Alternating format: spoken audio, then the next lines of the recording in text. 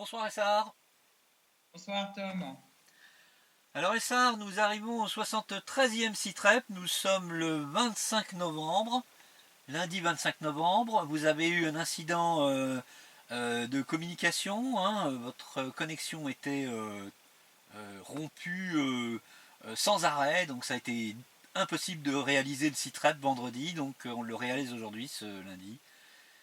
En espérant que rien ne se reproduira de la même sorte dans les prochains jours, dans les prochaines semaines, et durant le CITREP actuellement, tout Ouais, simplement. on l'espère aussi. Ouais. Alors Essar, comme malheureusement c'est une habitude qu'on est obligé d'avoir parce qu'elle est nécessaire pour dénoncer des exactions à l'échelle, je dirais, nationale, hein, si je puis dire, bien qu'il s'agisse de la Palestine occupée, c'est évidemment le sort des Palestiniens soumis à l'apartheid israélien. On rappelle le vote de la loi État-nation qui a été donc voté et donc mis en application par les Israéliens récemment. Donc là, il n'y a plus de doute à avoir. Il s'agit bien d'un apartheid. Et vous allez nous donner quelques informations sur le sort des Palestiniens soumis à cet apartheid indigne, immonde. En fait, on parle de la Palestine aussi parce que la Palestine et la Syrie sont liées, parce que ce qui arrive à la Syrie est lié au soi-disant contrat du siècle et donc comment dire, la destruction ou la mise à fin de la question palestinienne. On a vu que dans cet ordre, Trump se dépêche et accélère les coups bas contre le peuple palestinien depuis la déclaration de Jérusalem comme capitale d'Israël jusqu'à la légitimisation des colonies, jusqu'à aussi en passant par le fait qu'Israël a le droit de s'annexer le Rour Rour al-Urdun en fait l'ONU qui fait l'impasse complètement sur l'ensemble des exactions que subit le peuple palestinien, ces exactions commises par les Israéliens, que ce soit contre les femmes, les enfants, les civils, l'ensemble des Palestiniens, même contre les prisonniers, l'emprisonnement arbitraire et administratif des Palestiniens. Tout ceci, en fait, toutes ces abjections, je peux dire, font le silence général, malheureusement, du Conseil de sécurité de l'ONU et des réunions de l'ONU. Et puis, malgré les décisions qui ont été prises auparavant, les décisions de l'ONU qui reconnaissaient le sionisme comme une forme de racisme, qui reconnaissait que de toute façon Israël est un occupant et qu'il a des devoirs vis-à-vis de la population occupée et qui sont des devoirs de vie et de protection. Et malgré l'ensemble des décisions qui ont été en fait Israël doit aller dans la voie de la décolonisation vers les deux États, malgré aussi l'accord qui a été signé même par les Palestiniens qui reconnaissaient l'État d'Israël et pour avoir la paix et pour avoir un État palestinien. Tout ceci n'a pas arrêté le mouvement de la colonisation systématique, la destruction des maisons, l'occupation qui, par grignotage, où maintenant les terres où sont les Palestiniens sont sont réduites à des bantoustans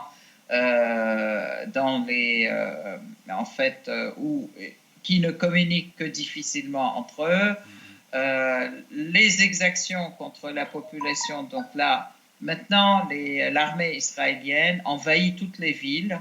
Je rappelle la ville de Ramallah, la ville de Tolkaram, la ville d'Aplouz, la ville de Bethléem, le camp Haïda à Bethléem, Al-Ghawr, les villages du Al-Ghawr de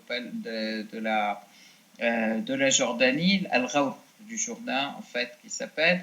Et tout ceci, ils détruisent des maisons, ils détruisent les cultures, ils arrachent les oliviers avec leurs olives, ils empêchent la population de cueillir ces oliviers. Tout ceci dans ce silence généralisé et qui sont vraiment des crimes contre l'humanité et des crimes, c'est de l'épuration ethnique, c'est en fait, tout ceci pour pousser les Palestiniens à l'exode pour que les Israéliens prennent leurs terres et leurs maisons et s'approprient leurs maisons. Je voudrais quand même signaler exactement, plus particulièrement ce qui se passe à Al-Khalil, où les colons agressent la population, ils agressent les enfants qui partent à l'école, ils agressent les écoliers. L'armée, sous la protection de l'armée israélienne, hier c'était une journée apparemment une fête religieuse juive, où d'ailleurs les colons l'ont fêté en agressant la population palestinienne à Al-Khalil et en agressant les enfants surtout qui sortent de l'école sous la protection de l'armée israélienne qui aussi s'évertuait avec eux à arrêter les enfants. Des dizaines d'enfants ont été arrêtés, les parents qui accourent pour récupérer leurs enfants ou pour les protéger se font tabasser par l'armée. Et ceci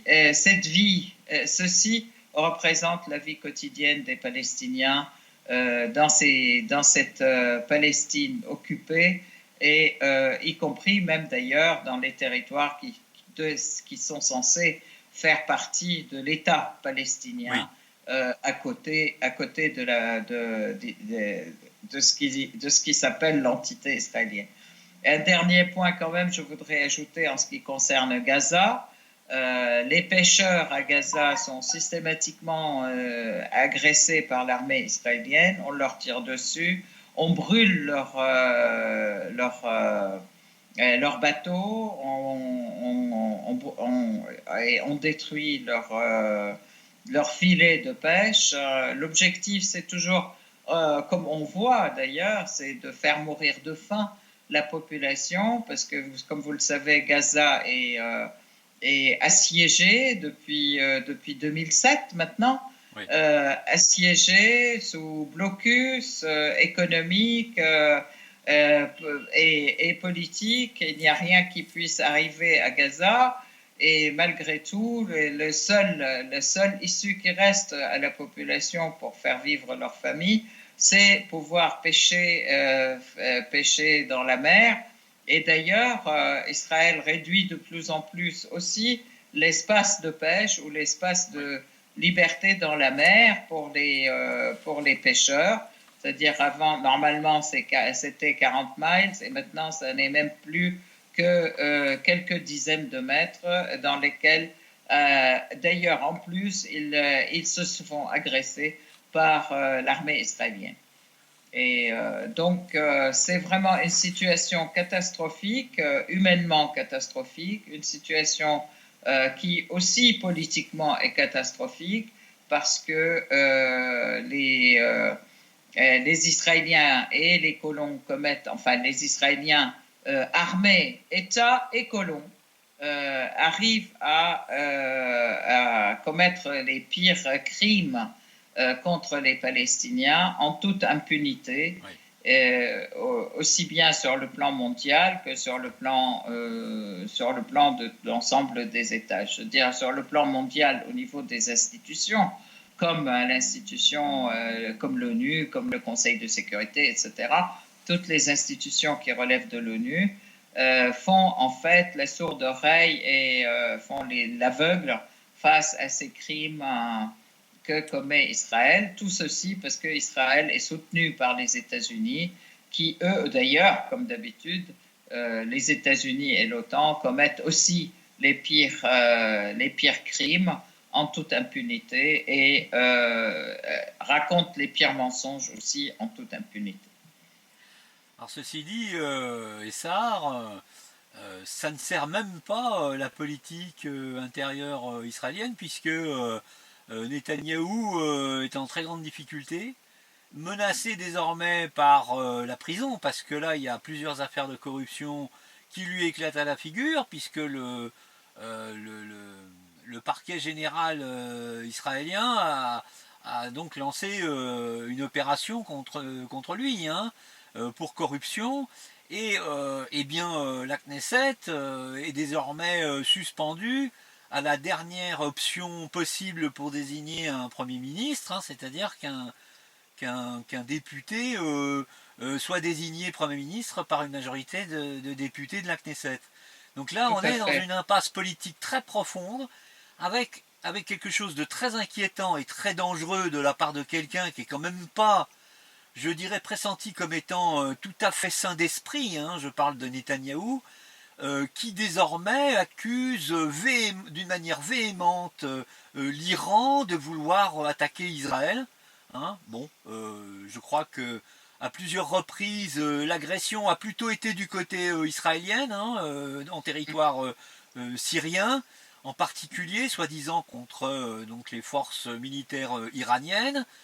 Bon, je ne sais pas combien de temps l'Iran va retenir son bras armé pour punir ces agressions, mais en tout cas, toutes les allégations déblatérées par le Premier ministre actuel israélien s'avèrent être je dirais des preuves de paranoïa de sa part, hein, plus ou moins. Hein. Alors en effet, Netanyahou se cramponne au pouvoir et se cramponne aussi à son immunité pour fuir les différents dossiers de corruption et puis fuir la prison, clairement. Oui. Ceci dit, ça n'empêche que pendant ce temps, il agresse non seulement la Syrie, il agresse l'Iran, l'Irak. Rappelons-nous que Israël avait agressé toutes les bases et les stocks d'armes de l'Hashd al-Sha'bi en Oui. Irak Oui. et les ont détruits. Et ils ont agressé et la Grèce, la Syrie deux fois. La Syrie, cette agression contre la Syrie, en fait, ne représente absolument pas une agression, en fait, n'était pas menée ni contre. C'est toujours l'argument, je veux dire, l'argument qu'ils avancent que c'est contre les forces iraniennes ou les forces de Hezbollah, etc. Ils ont agressé des quartiers civils qui n'ont absolument rien à voir ni avec l'armée, ni avec les Iraniens, ni avec le Hezbollah. Ce sont des quartiers civils. Il y a des civils qui sont morts. C'est la ville un village spécial, des bâtiments spéciaux pour les jeunes couples en Syrie, que ce soit dans la ville de Sa'sa ou dans la ville de Daraya, les deux villes où les missiles sont tombés. Ça d'un côté. D'un autre côté, on continue à affirmer qu'il n'y a pas de force militaire en fait iranienne sur le sol syrien. Il y a des conseillers, certes. Et donc ça, c'est toujours l'argument que les Israéliens mettent en avant pour l'agression. Et en fait, pour se donner de l'importance réellement. Alors qu'en réalité, c'est une véritable agression tout simplement contre la Syrie, contre l'armée arabe syrienne, et contre la Syrie, qui est quand même un des bastions les plus importants dans le front de la résistance, en fait, dans l'axe de la résistance, qui comporte le Hezbollah, la Syrie, l'Iran, et en partie le Hashd al-Sha'bi de l'Irak, et aujourd'hui en partie aussi du Yémen. Donc voilà. Mais en réalité, Israël est complètement isolé dans la région. Ils essayent aussi de pactiser avec les Saoudiens pour se protéger. Malgré d'ailleurs tous les cadeaux que Trump et Pompeo ont fait et font à Israël depuis que Trump est arrivé au pouvoir, qui lui fait effectivement des cadeaux très importants du style Jérusalem est la capitale d'Israël, etc. Mais Jérusalem reste et restera arabe et restera la capitale de la Palestine. Les Palestiniens et l'axe de la résistance est déterminé à ces faits, déterminés pour cela, et tout le monde est déterminé à libérer, à faire vivre la résistance palestinienne et libérer la Palestine de l'occupant sioniste. Donc c'est effectivement une véritable guerre, je dirais, d'existence pour nous et comme pour peut-être l'occupant israélien. Ça, c'est un point. Donc, je voudrais passer par là vers la Syrie, la transition. Donc, on a bien vu que les deux problèmes sont liés. Ce qui est arrivé à la Syrie n'est arrivé à la Syrie que parce qu'elle constitue la pierre angulaire, justement, de cet axe de la résistance. L'agression américaine, l'agression israélienne, les agressions des pays de l'OTAN, en fait, la France, l'Angleterre, l'Allemagne est tout par terroristes interposés depuis 2011.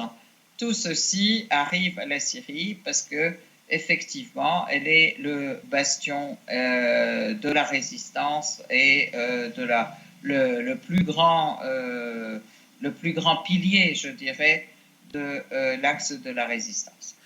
D'ailleurs, Essar, pour faire une petite parenthèse, puisque vous m'avez tenu au courant de cet événement-là, vous m'avez signalé la violation de l'espace aérien libanais par 2 avions israéliens.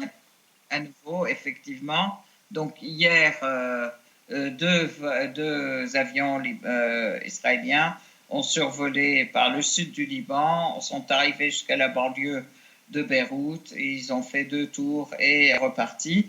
De la même manière, les responsables russes ont fait état aussi de violations de l'espace aérien jordanien et irakien par les drones israéliens qui sont arrivés jusqu'à survoler le passage Al-Qaem Boukamal, qui est le passage qui relie par les terres, qui relie donc la Syrie à l'Irak. Donc Oui. voilà. Et ce qui est très intéressant, peut-être avec une autre transition qui permet, parce qu'il s'agit là d'une incrimination des pays occidentaux qui avaient agressé la Syrie suite à la pseudo-attaque chimique à Douma, hein, dans la route orientale, c'est-à-dire à l'est de Damas. C'était en avril 2018, le 7 avril 2018, qui s'était soldé par le bombardement de la Syrie, un bombardement tripartite. Dans la nuit du 13 au 14 avril, on avait fait une émission spéciale là-dessus, rappelez-vous, Essar. Et là, on a des nouvelles très intéressantes qui vont qui vont dans le sens d'une incrimination pour crime de guerre, crime contre la paix, des pays occidentaux qui avaient osé attaquer la Syrie sous des prétextes qui s'avèrent bidons maintenant. Ouais, en fait, le Daily Mail et Wikileaks, ils ont fait connaître des leaks, en fait, des mails qui sont passés, qui font état effectivement de véritable transformation du rapport de l'association, de la commission, du rapport des experts de l'organisation contre la prolifération des armes chimiques, qui transforme complètement le rapport et le rend, en fait, pour rendre la Syrie responsable, alors qu'ils disent clairement qu'il n'en a été rien et que rien n'est prouvé que le chimique a été utilisé. Je tiens à ce niveau à rappeler les faits aussi, c'est qu'à partir de juin 2014, il y a un rapport de la même commission qui faisait état du fait que la Syrie a détruit complètement son arsenal chimique et que la Syrie est exempte de toute arme chimique puisqu'elle avait adhéré au traité de non-prolifération en 2013 et s'était engagée à la destruction de son arsenal chimique dans un calendrier limité qui se terminait donc en juin 2014 et ça a été fait avec succès et avec le plus grand sérieux en coopération avec l'OIAC. Et c'est l'OIAC qui avait donné donc qui avait fait ce rapport en juin 2014, disant que la Syrie était complètement exempte de toute arme chimique. Ce qui fait donc qu'il y a contradiction entre le rapport de cette commission et le rapport de l'organisation, en fait, elle-même. Et puis maintenant, bon, les choses se font savoir maintenant.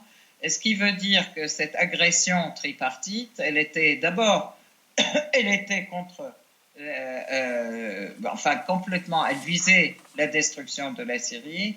Elle visait aussi, elle est arrivée juste avant que la commission ne procède à la moindre investigation à leur outre. Et puis, en plus, ils n'ont même pas attendu le rapport. Donc, c'était une agression pure et simple pour détruire la Syrie.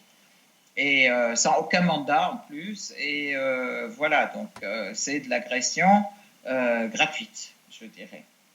Oui.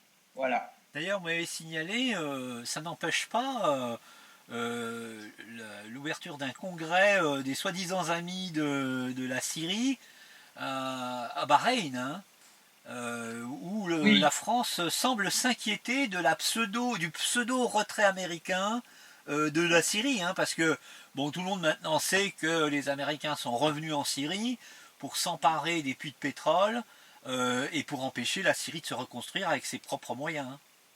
En fait, les Américains affirment clairement qu'ils sont là pour piller le pétrole, que ça les intéresse. Donc ça, c'est aussi très intéressant que les gens sachent qu'ils sont là pour voler le bien des autres et pour voler le bien qui appartient à la Syrie.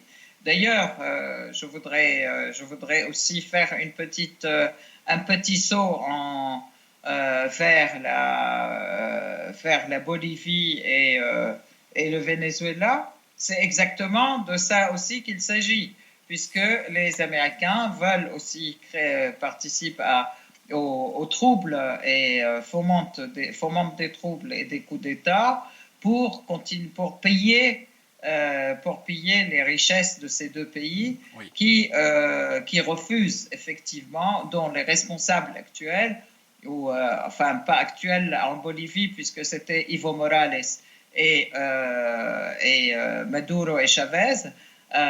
Au Venezuela, les responsables refusent le pillage de leurs ressources par les Américains et en fait, donc, ils fomentent des troubles et provoquent des coups d'État et des agressions. C'est exactement la même chose qui se passe en Syrie. Ils veulent piller le pétrole syrien parce qu'en plus du pétrole qui existe déjà donc, à l'est de l'Euphrate, il y a aussi découverte de gisements importants de pétrole en Syrie et de gaz. Oui. Et les Américains veulent être là, les Français aussi, enfin tous les pays de l'OTAN qui sont des pays impérialistes par excellence et qui ont toujours vécu sur le pillage des ressources des autres pays et qui se sont enrichis sur le dos des ressources des autres pays en les appauvrissant. Or, en réalité, pourquoi le président Assad est rejeté ou même est diabolisé, c'est bien parce qu'il tient tête à ces forces qui veulent exploiter nos richesses et qui refusent leur diktat et qui tient à ce que les richesses et les ressources syriennes soient syriennes et exploitées par les Syriens et pour les Syriens. Et donc, c'est la Syrie, État souverain, qui décidera avec qui elle veut coopérer pour l'exploitation de ses ressources. Donc là, c'est ça qui les rend, qui les fait redoubler de rage et qui fait que la France, par la voix de sa ministre de la Défense, qui regrette que les États-Unis ne veuillent pas agresser comme elle voudrait de manière ouverte et militaire la Syrie. Donc elle propose aux autres des armes, donc à l'Arabie Saoudite et aux pays du Golfe. Elle leur propose de leur vendre des armes et de continuer avec eux les agressions pour l'exploitation de leur pétrole et puis l'exploitation surtout du pétrole des pays voisins, c'est-à-dire la Syrie, l'Irak, etc. Ouais. On rappelle d'ailleurs la présence des troupes françaises dans l'Al Jazeera syrien, avec totalement illégal, bien entendu, et en plus tenter de fournir des armes à des Kurdes qui ont des velléités séparatistes. Et donc, ça s'appelle une atteinte à la souveraineté syrienne, à l'intégrité de l'État syrien. Donc là, ce n'est pas seulement la distribution d'armes, c'est aussi la volonté de déstabiliser l'État syrien et de tenter de réaliser ce qui n'a pas pu être réalisé jusqu'à présent, c'est-à-dire le changement de régime. Et donc là, c'est distribuer donc des armes à des Kurdes qui ont une velléité séparatiste. Et ça, c'est un grave crime du point de vue des lois internationales. Tout à fait. C'est vraiment la violation en fait de la souveraineté de la Syrie, l'exploitation et le pillage de ses ressources qu'ils veulent. Mais aussi, c'est une violation de la Charte des Nations Unies qui interdit aussi à ce qu'un pays puisse soutenir des factions dans un autre pays ou s'ingérer dans ses affaires, puisque si on peut parler des Kurdes, c'est une affaire syro-syrienne, et la France n'a rien à voir avec ça, et la Turquie non plus, et encore moins les Américains. Donc tous ces pays sont des pays qui violent la souveraineté de la Syrie, qui violent aussi la charte de l'ONU et qui violent l'intégrité du territoire syrien, contrairement d'ailleurs en plus à toutes les décisions sur lesquelles ils ont voté positivement, notamment la décision 2254 qui stipule que qu'il faut sauvegarder l'intégrité du territoire syrien, l'unité de sa population et que toutes les forces étrangères doivent se retirer. Voilà. Alors, un autre pays, d'ailleurs, sur les mêmes bases, en train d'envahir le nord de la Syrie, c'est la Turquie.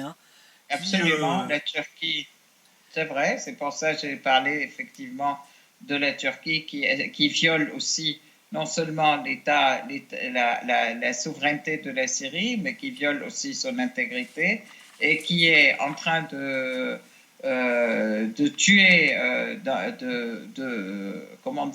d'agresser la population syrienne avec une sauvagerie inégalée d'ailleurs, puisque là ils ont bombardé avec des bombes à phosphore et ils utilisent dans la ville de Ras Al Ain. Aujourd'hui ils amènent aussi ils poussent la population puisqu'ils ils mènent des attaques vraiment d'une sauvagerie inouïe qui poussent la population à l'exil et en même temps ils font venir des familles de terroristes qui sont avec eux habillés en tenue afghane. D'ailleurs, c'est les terroristes d'Al-Nusra ou de Daesh ou qui traitent avec les Turcs et qui les amènent dans les villes et ils expulsent la population, ils les exproprient ou ils les massacrent et ils veulent prendre leur place. Donc en fait, plus qu'un changement, un changement démographique, mais c'est aussi comme étant en commettant C'est une des épuration ethnique, hein. exactions,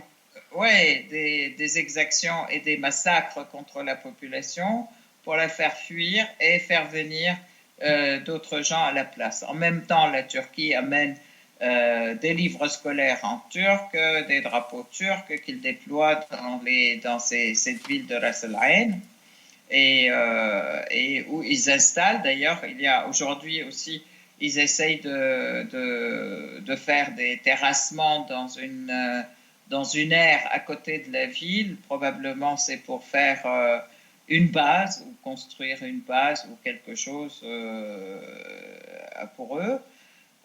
Donc ça, c'est très grave en fait. Ils occupent et ils turquisent. Ils provoquent une turquisation, ils créent des écoles et ils amènent des livres scolaires en turc, ils imposent les programmes turcs. Tout ça a une allure absolument vertigineuse. Ça se passe en une semaine. Ça y est, ils viennent, ils s'installent et ils font fuir la population. Ceci dit, en même temps, l'armée syrienne avance aussi, avance dans les banlieues d'Idlib, en fait, dans les gouvernorats d'Idlib, dans la campagne.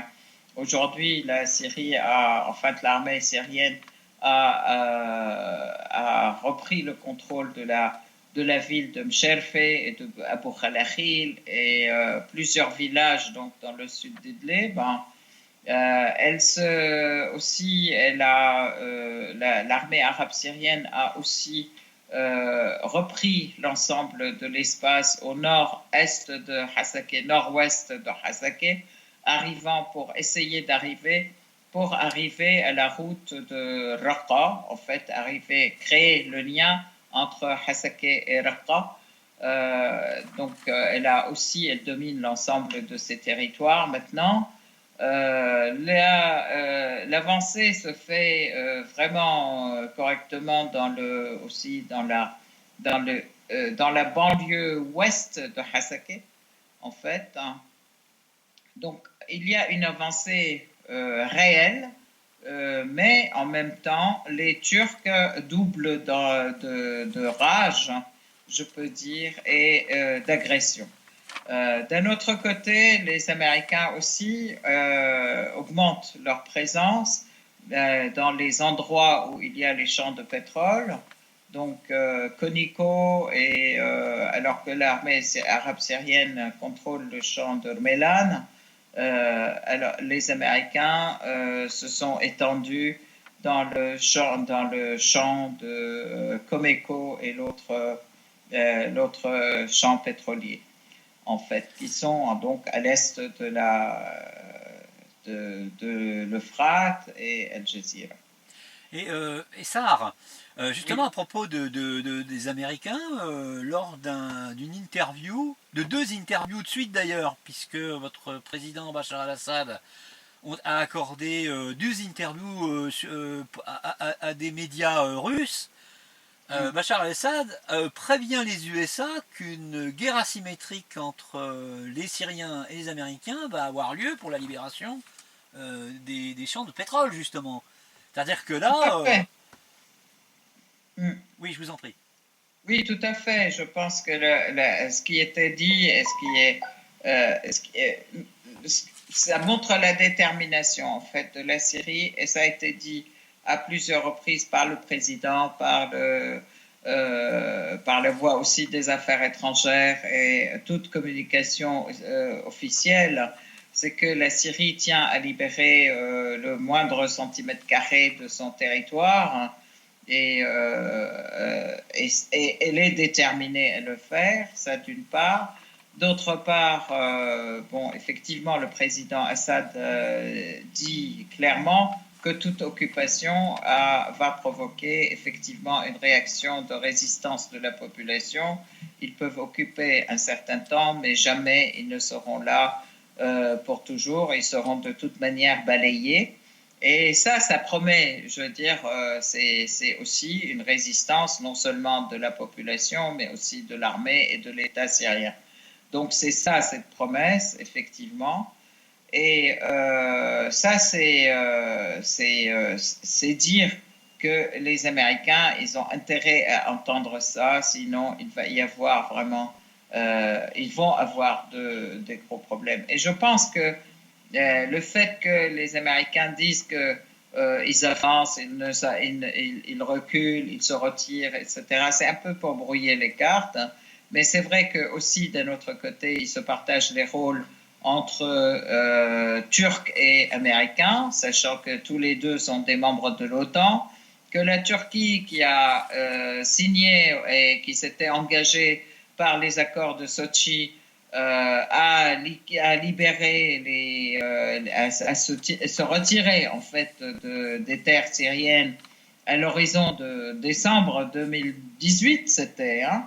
Oui. Et donc là, ça a été prolongé et on espère que ça va être appliqué d'ici peu, puisque les rencontres entre Erdogan et Poutine, en fait, à chaque rencontre, Poutine insiste sur la nécessité que toutes les forces étrangères se retirent de la Syrie, c'est-à-dire la Turquie, les Américains, les Français, les Anglais, les Allemands, etc., qui sont là, donc doivent tous se retirer.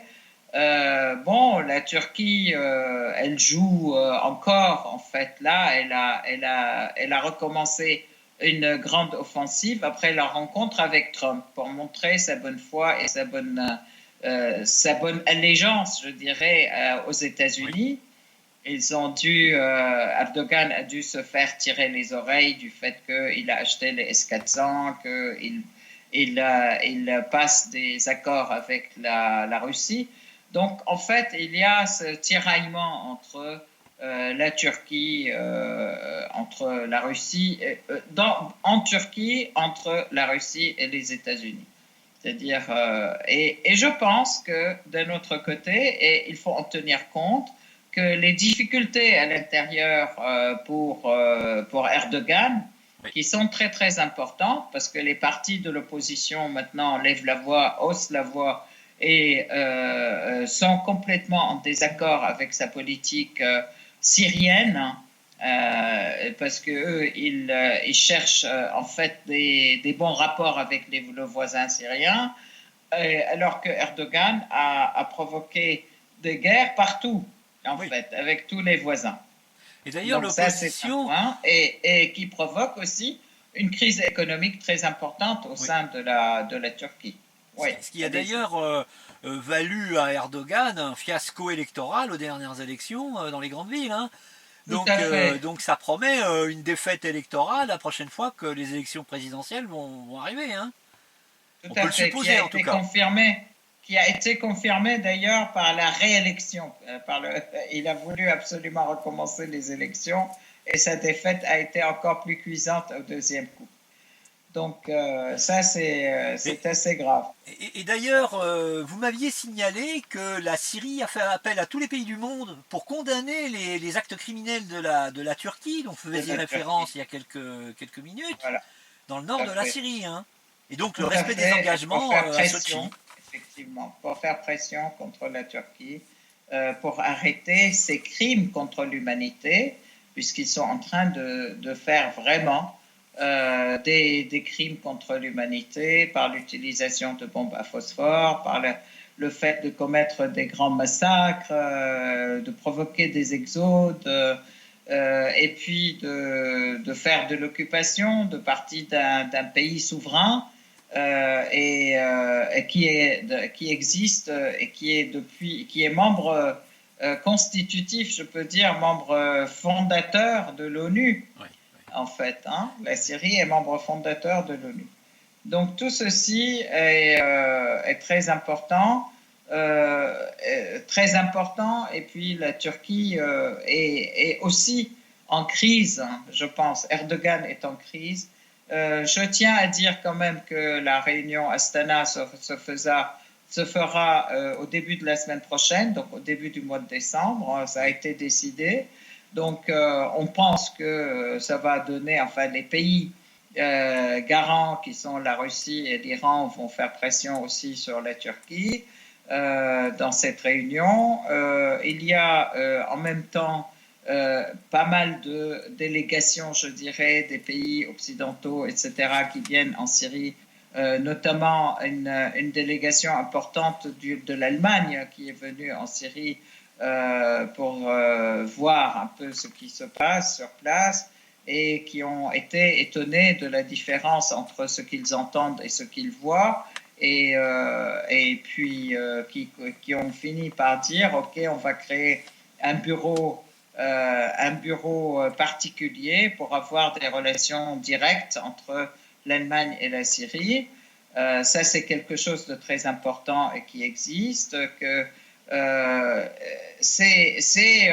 en fait, peu à peu, l'ensemble des pays prennent conscience du mensonge qui a régné sur les médias mainstream depuis 2011 en ce qui concerne la Syrie et qui viennent et ils voient que le peuple est derrière son président et que de toute façon, il n'était pas question de démocratie et de je sais pas quoi, mais c'est surtout que c'est une tentative de changement de pouvoir hein, par